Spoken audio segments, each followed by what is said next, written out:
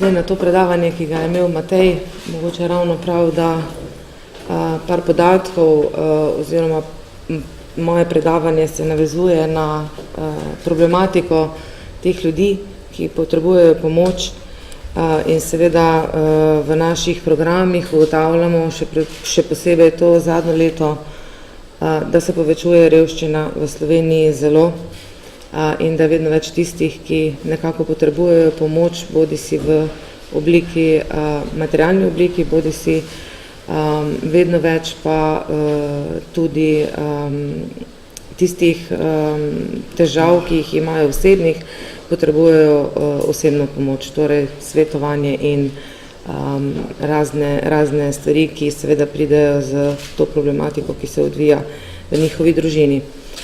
Število posameznikov, ki v Sloveniji živijo pod pragom revščine, se je v zadnjih letih povečalo. V letu 2013 je pod pragom revščine živelo 14,5% prebivalstva, to je 291.000 oseb. Če bi od dohodka odšteli številne transferje, socialne transferje, pa bi seveda v revščini živel vsak četrti prebivalec. Mislim, da so številke kar enormne. V letu 2013 je živeti pod pragom revščine pomenilo, da je enočlansko gospodinjstvo razpolagalo s 593 evri neto na mesec. Najrevnejše občine v Sloveniji, ki imajo največje probleme s tem, so v Prekmurju, v Prlekiji, na Kočevskem, Beli krajini in Halozah. Ta območja niso le območja z največ brezposelnimi, ampak so to območja z starejšimi in pa z manj izobraženimi. Občine imajo zelo omejene možnosti seveda blaženja te revščine prebivalstva, zlasti manjše, vendar nekako po celi Sloveniji spremljamo situacijo z različnimi programi in se tudi občine trudijo, da pomagajo tistim, ki to pomoč nekako potrebujejo. Najpogostejši vzroki so izguba službe, pomanjkanje ustreznih ukrepov države, predvsem v obliki socialne pomoči in delavskega zavarovanja za nezaposlene in pa brezposelne osebe in pa vse oblike neenakosti, ki preprečujejo izboljšanje položaja revnim posameznikov. Seveda je posledično zaradi revščine vse več nasilja, odvisnosti, psihičnih motenj, nezdravega načina življenja, lakote, brezdomstva, odsotnost virov za uresničevanje osnovnih življenjskih potreb in pa večja obolelost in umrljivost prebivalstva.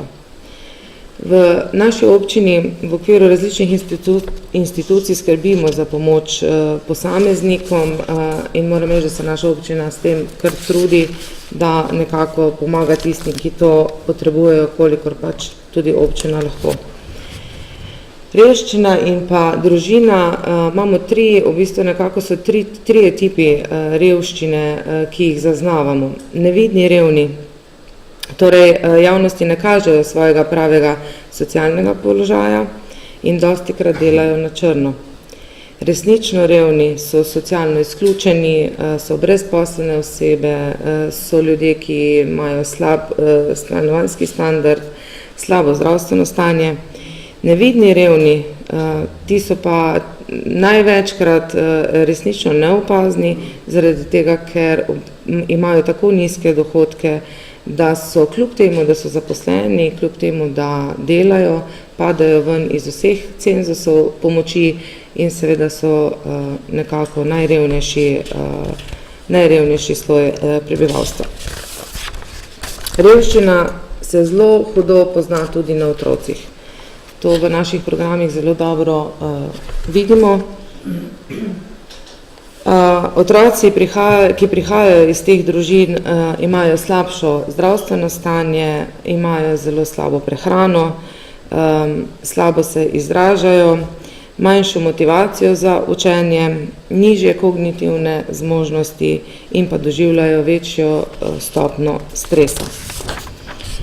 V Mestni občini Celje potekajo različni programi za pomoč ogroženim osebam, kot je Varna hiša, ki je za pomoč ženskam in otrokom žrtvam nasilja, kadar se znajdejo v tej stiski, se lahko v Varno hišo zatečejo in si v roku enega leta nekako uredijo svojo življenjsko situacijo. Potem je materinski dom, kamor sprejemamo mamice in otroke, ki nimajo strehe nad glavo, torej ki nekako potrebujejo stanovanje in pa potrebujejo seveda tudi zelo veliko osebnostne pomoči. Zavetišče za brezdomne osebe, pri nas v Celju sprejmemo 24 posameznikov, uporabnikov v to hišo. Moram povedati, žal, da je hiša vedno ves čas polna in seveda, da so še večje potrebe po tej nastanitvi, zato tudi zdaj v kratkem z Mestno občino Celje odpiramo še nove bivalne enote za brezdomne osebe. Posebej so velike težave se zadnje čase pojavljajo tudi z brezdomnimi celotnimi družinami. Torej, kam namestiti družino, ker v zavetišče lahko damo moške osebe, v varno hišo, v materinski dom lahko ženske in otroke in tukaj se družina razbije, seveda bi potrebovali bivalne enote, kamor bi lahko nastanili celotne družine in jim nudili neko podporo. Potem imamo pomoč osebam, ki so odvisne od kakršnihkoli substanc, teh programov je v Celju kar zelo veliko, razna društva in pa ostale institucije ponujajo to pomoč. Skupine za duševno zdravje, imamo tudi bivalne enote za stanovanjske skupine za duševno bolne, Rdeči križ in pa Karitas, ki pomagata prebivalcem z raznimi paketi in tudi z drugimi programi. Krizni center za otroke in mladostnike, kamor se lahko zatečejo otroci, kadar čutijo stisko, kadar mislijo, da doma niso razumljeni in da potrebujejo nujno pomoč oziroma da se morajo iz svojega družinskega okolja umakniti, da so ogroženi, takrat v krizni center lahko pridejo in seveda potem skupaj s Centrom za socialno delo se nekako slika družine ustvari in pomaga tem otrokom, bodi si nazaj v družino, bodi si v kakšno drugo okolje.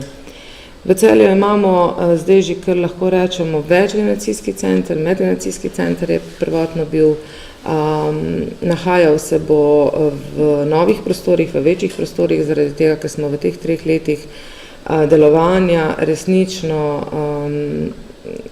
pridobili toliko uporabnikov, da moramo ponuditi večje prostore, programi so vedno bolj pestri, k nam se zatekajo v naš center brezposelne osebe, družine, kadar čutijo stisko in potrebujejo pomoč v smislu vzgoje otrok, v smislu pomoči iskanja službe, ali bodi si pa kakšne druge osebnostne težave, in pa starejše osebe, ki so osamljene, ki nimajo neke druge družbe, nimajo svojih otrok blizu, da bi jim pomagali, pridejo k nam in nekako jim poskušamo pomagati po svojih močeh s problemi, s katerimi se srečujejo, da jim pri tem nekako pomagamo.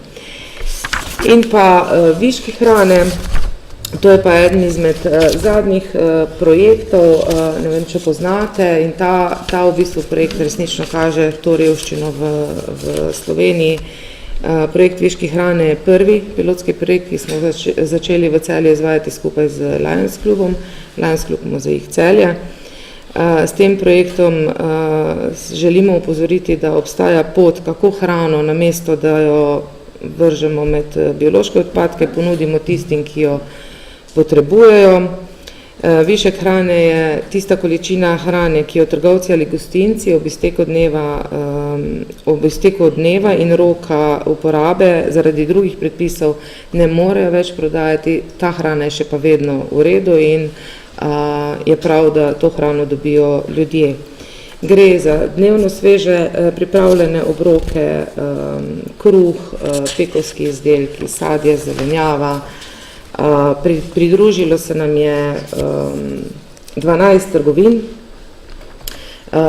trgovin, ki nekako zagotavljajo ob večernih urah ta material, ki ga naši 3 zaposleni preko javnih del prevzamejo, spravijo ustrezno v naše prostore, tako kot pač po HASAP je potrebno, in potem zjutraj pridejo ljudje iz seznama, ki jih pokličemo že prejšnji dan, da vedo, kdaj je kdo na vrsti in pridejo to hrano iskati.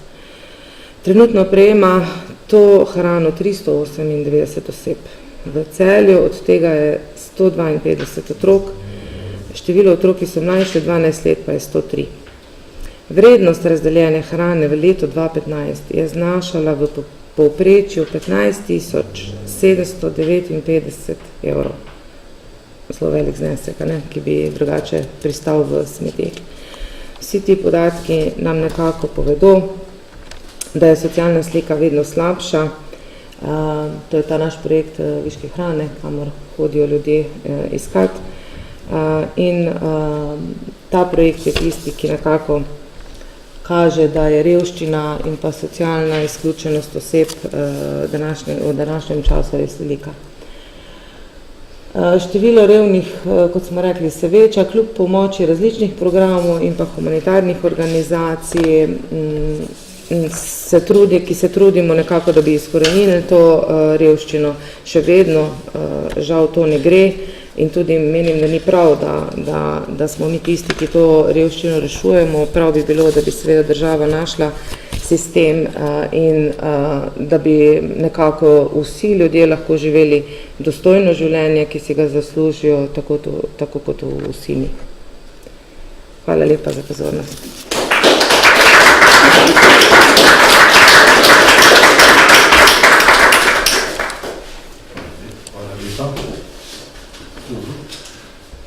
Ima kdo na tem mestu kakšno vprašanje? Morda, če lahko, ne bom pozabil, nekaj čestitke za delo, mislim, da je to zelo pomembno delo, ki ga opravljate. To pozuje, kaj pomeni svetovni letos v aktu na delu, kaj to pomeni podobno kot seveda predstavniki Skopijske Karitas. Imam pa eno čisto načelno vprašanje glede kriterijev revščine. Tu ste omenjali kriterij 500, vedno znova se omenjali, 593 evrov na člana, enočlanske družine. Me zanima, ali obstaja tudi bolj natančni kriterij za to, ker če izhajamo samo iz 593, potem je, če malo poznamo razmere po Sloveniji, 593 v Prekmurju, ki se omenja kot najbolj revna pokrajina ali pa del Slovenije, ali pa Porekija, ali pa Kozjansko, Bela Krajina, 593 tam pomeni bistveno več denarja kot včasih tudi 1000 evrov v Celju, Ljubljani ali Mariboru. To so ljudje, ki tam živijo v sožitju zemljo, imajo njive, pridelujejo svojo hrano. Poleg tega je tudi socialno okolje takšno, kjer so ljudje dosti bolj simpatični, drugemu pomagajo, en postavi streho, drugi se zazida, tretji da krompir, četrti ima mesa.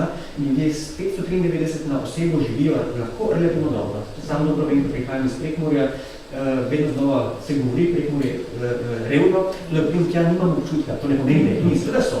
Ampak ni slika tako slaba, kot bi izhajali, če izhajamo iz tega kriterija 593 evrov. V Ljubljani Celju pa lahko 1000 evrov pomeni za nekoga dejansko revščino, ker recimo, da kredite visoke, življenjski standard je bistveno, ki so navajeni drugače živeti, tudi socialno okolje je dosti bolj, tako rečemo, apatično.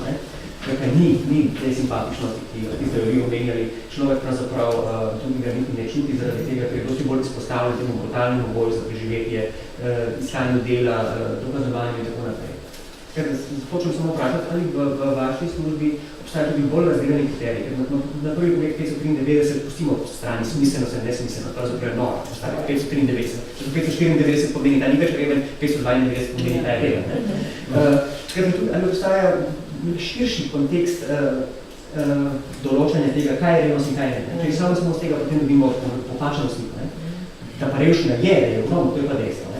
To kaže, da je revščina zelo visoka, ampak ta podatek je v bistvu državni podatek. Se pravi, to je na državnem nivoju povprečen 593 evrov, ta dohodek, zajamčen posebni dohodek, in iz tega seveda izhajajo te raziskave, kar, tako kot vi pravite, ni realno za en predel Slovenije in za drug predel Slovenije resnično, ampak ni pa nekih drugih podatkov, da bi lahko rekli, da bi dokazali kako drugače. Hvala, da sem jim jesen, da dati poziv. Dejansko, jaz mislim, da to je neka pač statistična meja.